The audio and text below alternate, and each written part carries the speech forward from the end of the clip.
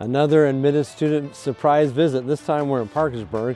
We're going to knock on the door of Jay Bowling, who is a senior graduating and coming to WU to study business. Hey, hi. Are you Jay? President Benson? Hi, Mike Benson, how are you? I'm great, I'm Jay. Nice to meet you. Nice to meet you. Can we come in and visit for a second? Thank you. Yes. How you doing today? I'm great, Good. how are you? So, you got to follow whatever you're passionate about. So, if it's law school, if it's going to business, if you want to write, just do what you're passionate about. This is our Mountaineer pin, so I'm going to pin that on you. Is that okay? Of course. So, as you know, we have a really cool mascot, the Mountaineer, and so you can put it on a sport coat or on a shirt, but there you go. So we brought a little something for you, and hopefully you can fly this next time I come by your house. This will be outside your house there.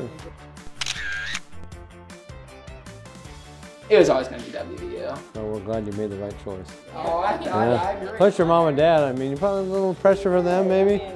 We love Morgantown. I know it's a good deal at least. Yeah, Morgantown is a great town. Well, this is exciting. What an exciting time in life.